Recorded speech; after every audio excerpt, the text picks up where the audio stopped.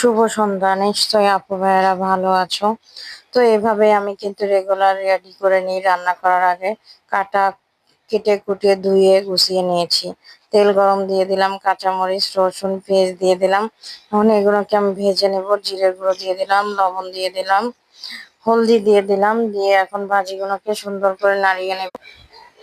এই পর্যায়ে নাড়িয়ে চেড়ে দিয়ে দেখো, এখন আমার এই যে ছোট পুষ্কুনিটা আমি শাকটা ধুয়ে নিলাম। শাকটা ধুয়ে সাইডে রেখে মাছ লবণ লাগিয়ে রাখছিলাম। এখন এগুলোকে কচলিয়ে ধুয়ে নেব।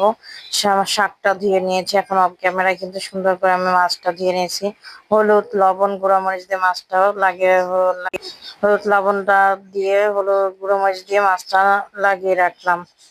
তারপরে এখন এই যে তেল গরম দিয়ে মাছটাও ভেজে নিলাম। এখানে কথাও বলতে পারতেছি না, কি জানা হয়েছে, শরীরটা ভালোই থাকে না। তো একে একে মাছটা ফ্রাই করে নিয়েছি। মাছটা সাইডে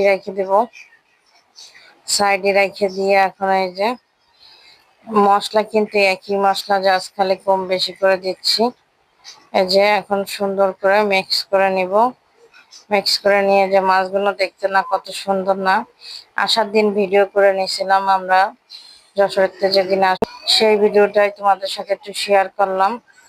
তো এখান থেকে একটু আমের আচার খেয়ে নিয়েছিলাম। আর এই যে দেখো, পুরো ফ্লোরটা আমি একটু হালকা পাতলা ভিডিও করছি। আমরা আসলে অত বসিনি, জাস্ট অষ্টমী গিয়েছিলাম, হাত মুখ ধুয়েছি, আর এই জায়গায় একটু ভিডিও তুলছিলাম আর একটু আমের আচার খেয়েছিলাম।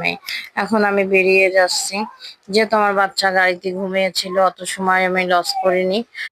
তারপরে এই যে দেখো, যেটা আমার একটু ভালো লাগছে চোখে, সেটাই আমি তুলে তোমাদের সাথে শেয়ার করলাম। ভিডিওটা দেখার জন্য ধন্যবাদ।